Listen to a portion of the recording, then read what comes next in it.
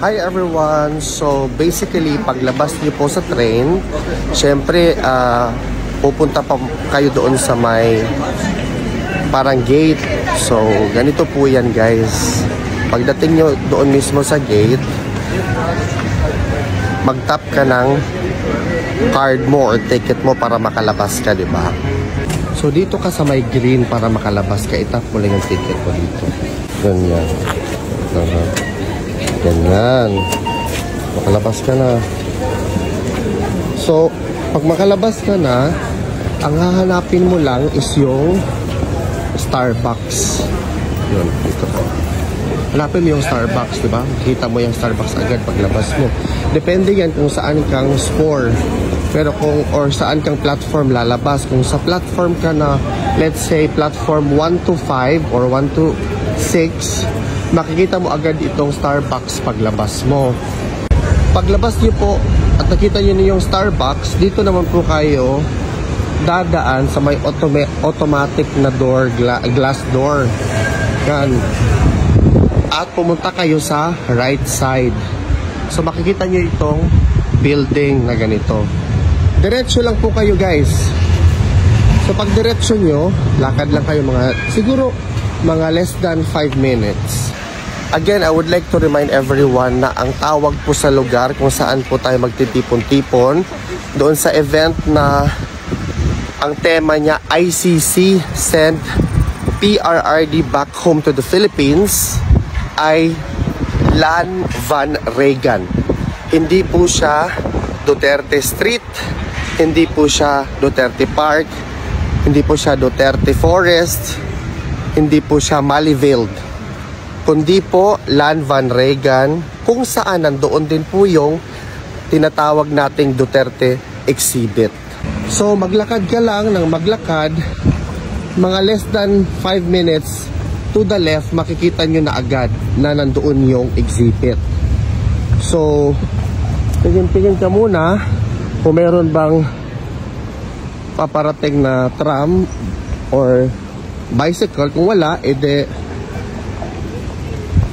pumunta ka sa kabilang side. Lakad ka naman, 'di ba? So sa paglalakad nyo po, always po make sure na tingnan nyo po left and right, kasi dito po marami po kasi nagbibisikleta. Katulad niyan, pag hindi ka hindi mo tinitingnan yung nasa likod mo or sa left and right, baka masagasaan po. Wag naman po sana, 'di ba? So ganyan po. So from dito na part, makikita nyo na po na andyan na talaga yung exhibit, diba? Yung exhibit na yan, we are trying our best na para po ma-extend pa po siya. Dito po, diretso lang po kayo.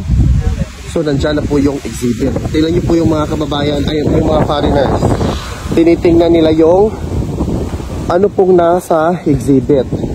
Kasi doon po ninyo makikita talaga information about kay Tatay Digong.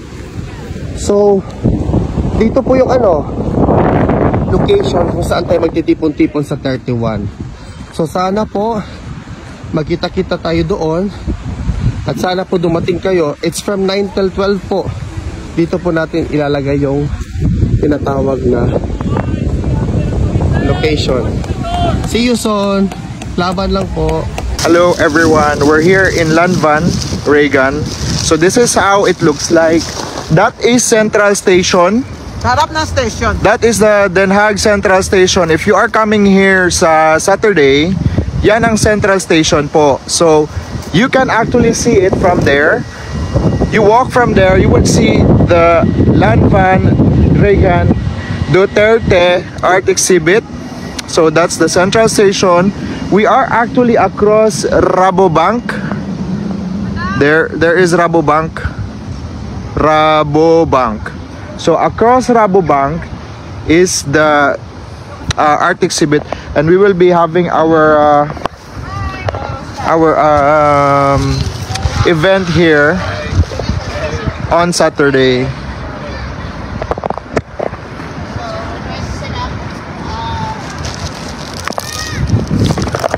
So today we're going to have our meet with the volunteers last Saturday, also with the other volunteer. So now, hi.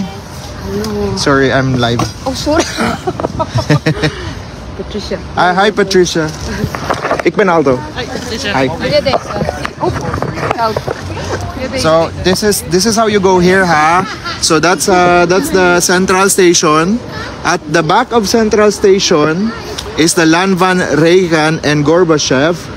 This is our event on Saturday, May 31, 9 a.m. to 12 p.m. So here.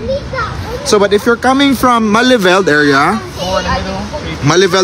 there, because Malieveld is there. Sa Malieveld Q Park, if you park in Malieveld Q Park, you just have to go back to the Central Station and cross, and you will see the Lanvan Reagan already. So since I don't think somebody has already toured you here, so this is how it looks like.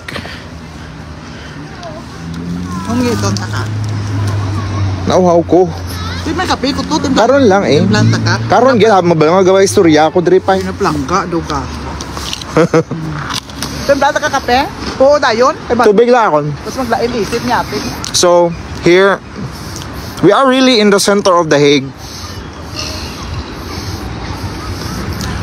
Hi Ma'am Christy Macaya from General Santos. Yes po. Taga dyan San Pugo. So we are really showing PRRD's works, how he came into power in the center of Den Haag.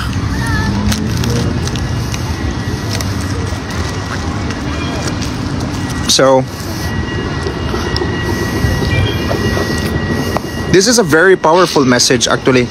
If guarding the young make us fools in their eyes, then fools we will be. No remorse, no lies.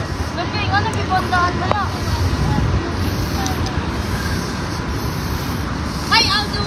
Hi po. Good morning. Good morning, Aldo.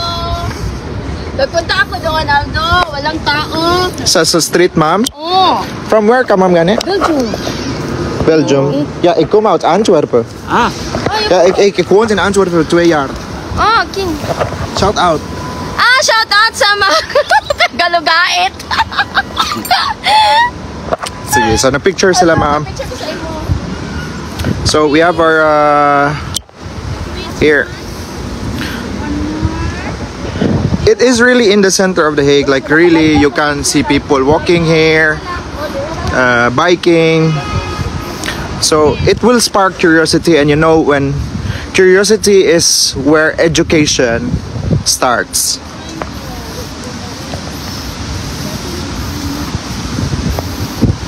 So this is how it looks like. This is where we're going to be on Saturday. Medyo mahangin siya today because it started at 13 degrees I think today.